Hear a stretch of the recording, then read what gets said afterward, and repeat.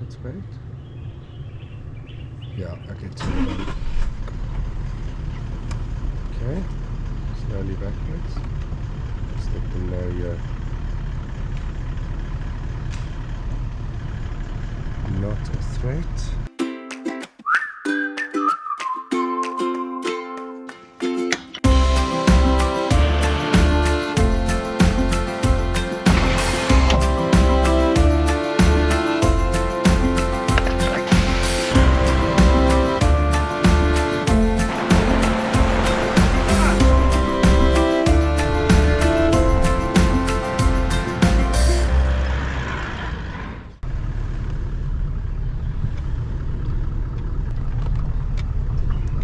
Out this side, hey, but just keep going until reverse, yeah.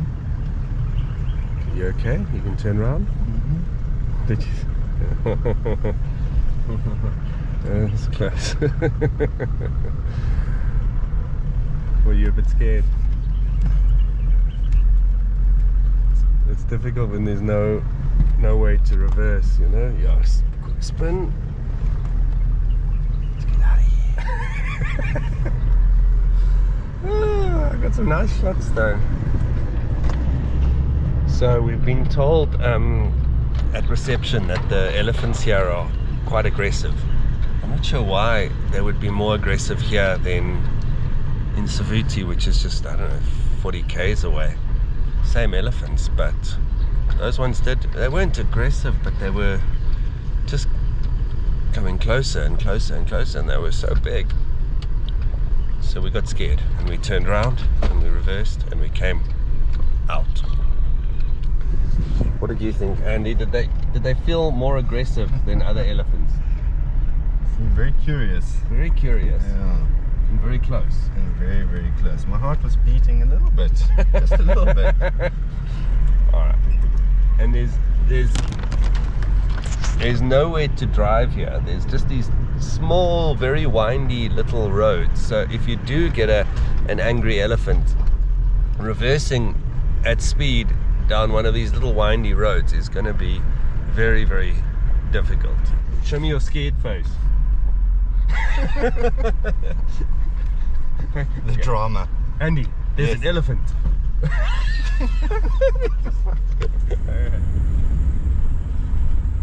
So that's our first morning in Linyanti. We've been out driving for 2 hours and we are struggling a bit. It's very beautiful here, lovely swamp, lots of mosquitoes, but the problem is the bush is thick on either side of the road, so it's very difficult to turn around, and we keep running into elephants and having to wait for them or to back out. And there are very few roads here. There's only one little loop down by the river, so there's not that many options for filming.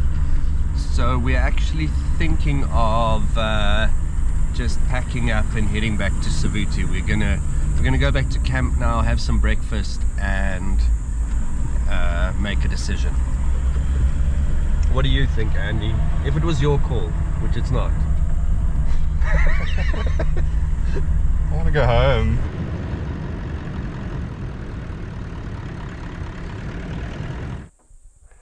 I want to show you my new filming door. It was an absolute nightmare to build. I was busy with it up until the day I left to drive up to Botswana. So yeah, it was a lot of work.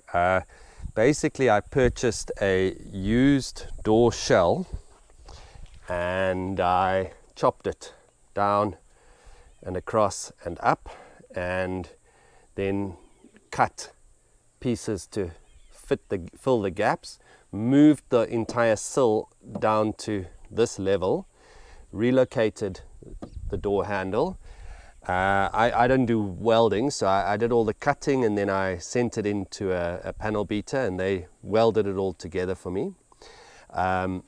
And then also relocated the mirror forward so it can still be attached. And then we replaced what was the window with a 6mm sheet of aluminium. That then can move up and down to give me different filming heights. when we're driving fast, or if it's raining or whatever, then we can fit this sheet of plexiglass here. So, which has worked fantastically, and it looks almost like a normal car, not too unusual. So, once get to somewhere where we want to film, I've wired in the electric windows. I can pop that down, pop out the plexiglass, and that just gets put up here behind me. So once the plexiglass is out, you can either film at this height, or if you want to go lower, which is usually better, you can just use the electric window here and you lock it all the way down. At the bottom, this bracket locks into a very secure piece here, and I've actually had a big piece of metal welded on the inside of the door, so this is now incredibly strong. This is rock solid, and the fluid head mounts on my usual little bowl here. So let me grab the camera.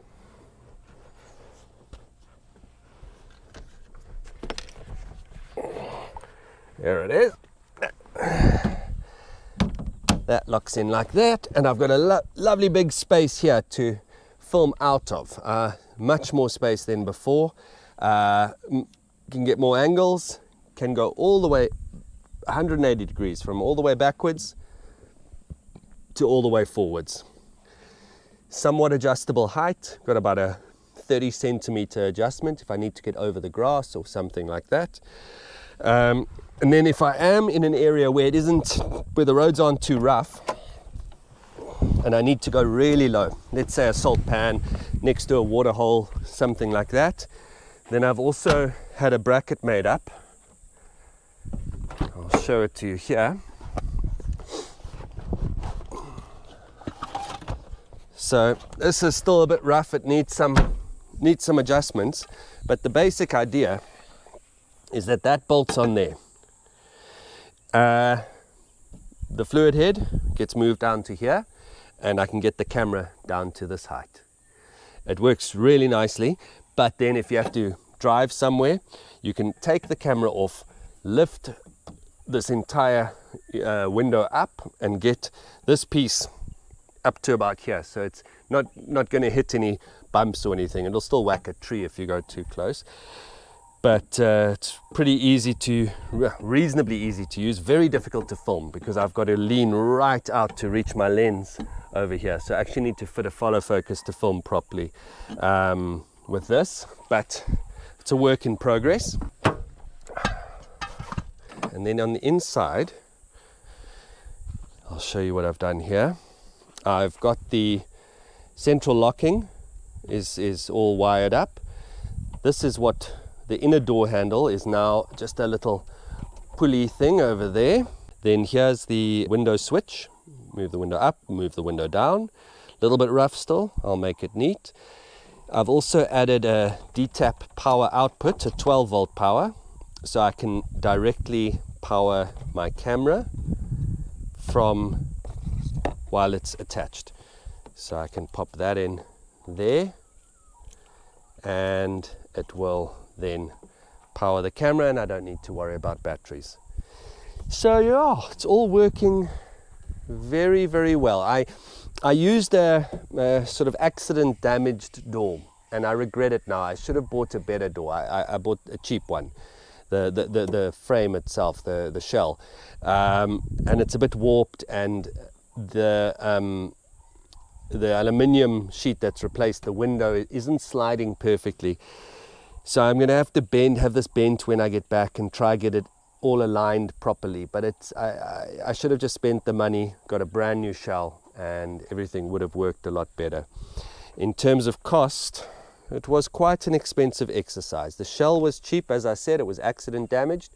And I bought the electric window motor used, so that was cheap. The central locking system and the latches and things all are very affordable, but then I couldn't find things like the rubber, the channels in which the window runs, a few other things. And when you buy these things from Toyota, they are very, very expensive. So I ended up spending, probably including all the welding, the metal work, the panel beating, the painting, I think about 15 or 20,000 rand. So maybe $1,000. Doesn't seem that much in dollars, but yeah. And then, as I mentioned, I've got a plate welded under here, and there's a plate behind the mirror here. So I've added some screw holes there, and in the future I think I'm going to put a vertical pole over here that I can put an arm on as well for more high options. But I'll first get this all working perfectly. Yeah, so I'm generally very happy with this. It's much more comfortable to film with the camera down here, get lovely low angle shots, very easy to use. When we leave the park, we just pop in the plexiglass, do up the window. It's secure, so we can leave the vehicle door locked and nobody can break in. This was really a test run for the door. We found a few things that need adjusting, definitely some improvements we can make, and there's also some additions we'll do, but we'll update you later once we've done them. Well done, Bob. Do I look good with my beard? Do the end again. I'll say the last line, and then you just slow dolly in until you're on my beard, and I'll just turn up to the sun. And I'll pan to the, okay. Cool. Okay. So it's so it all works very well, very happy with it. Found a few quirks that we need to sort out once we're back home, and some additions we'll do, so we'll update you later once we've done them.